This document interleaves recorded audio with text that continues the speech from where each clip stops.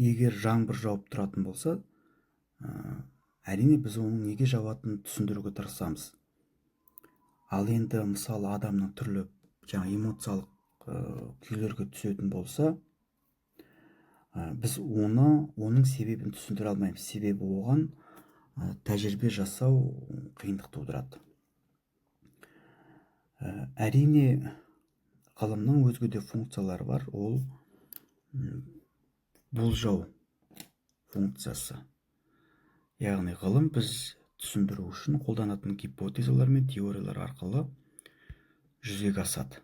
Мысалы, ғылымда гипотеза жасау, алдын ала болжам жасау аса қажет дүниелердің бірі. Себебі ғылым саласында жүрген қызметкер болсын, жалпы ғалым адам немесе ғылыми ізденуші болсын, зерттеу мәселесіне байланысты алдын ала теориялық тұрғыда болса да бір қандай да бір болжау жүргізу қажеттілігі туындайды.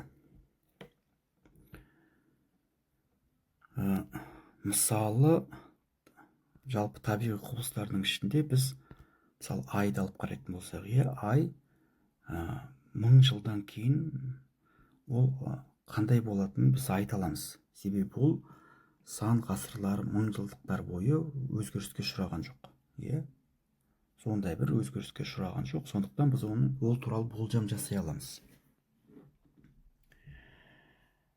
Мысалы, комета туралы айтуға, біз болжам жасау қиын. Себебі кометаның қашан түсетіні туралы әрине болжамдар болуы мүмкін. Ал гуманитарлық тұрғыда, әлеуметтік тұрғыда осы салаларда қандай да бір гипотезалар құру аса қиын. Себебі адамға қатысты жаңағы айтылған мәселелерде болжам жасау аса бір күрделі қиындықтарды туындыратыны бар. Себебі адамның эмоциясы немесе әртүрлі әлеуметтік, саяси мәселелер, тарихи оқиғалардың орын алуы сол қоғамдағы негізгі мәселелерді түбегейлі өзгертіп жіберуі әбден мүмкін.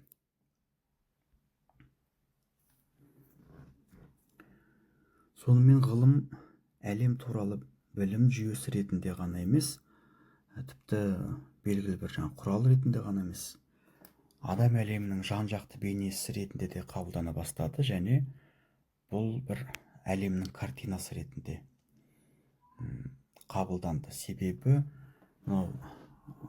классикалық ғылымның даму кезеңінде адам табиғаттың бір бөлігі ретінде қарастырылса, әрине 17, әсіресе 18 пен 19 ғасырларда енді адам әлемге бір картина ретінде қарайтын болды. Бұл ғылым дамуының бейклассикалық немесе постбейклассикалық ғылымдарына тән бір ерекшелік, өзгешелік болған еді. Әрине, қай уақыттарды алып қарайтын болсақ та, ғылым адам үшін бір ерекше, таңғажайып мүмкіндіктер ашудың жолы. Әрине, ғылымның қай саласы болсын, ол эксперимент жүзінде жүзеге асатын болғандықтан, сондай-ақ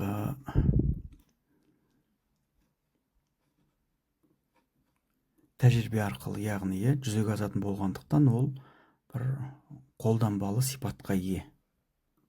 Себебі адам ол жаңағы айтылған зерттеуші болсын, ғалым немесе басқа саладағы тұлға болса да, ол сол ғылымды қолданады күнделікті тіршілікте. Сондықтан біз ғылымды жалпы қолданбалы сипатқа ие деп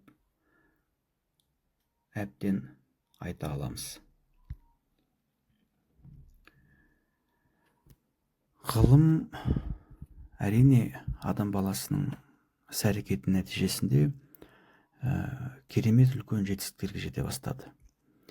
Әсіресе 17-18 ғасырлардағы өндіріс ошақтарының орнығуы, қалыптасуы, жалпы өнеркәсіптік үлкен жаңалықтардың ашылуы, бұл 19 ғасырдағы үлкен ғылыми техникалық революцияларға алып келген болатын.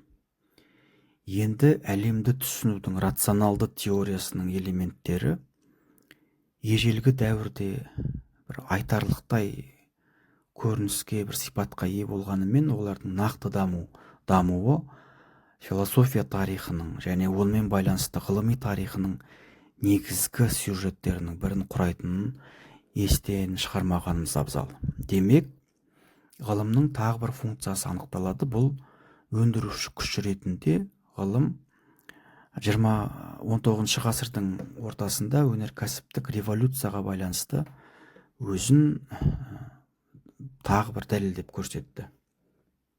Себебі кез келген өнеркәсіп ошақтары, жаңа айтылған жоғарыдағы болсын, бұл өндіруші күш ретінде ғылымның бір сипаты деп айтқанымыз дұрыс. Ғылыми жетістіктер адам өмірінің әртүрлі салаларында қолданыла бастайды, және бұл соны бір қоғамға әсер ететін күш ретінде қабылдауымыз қажет.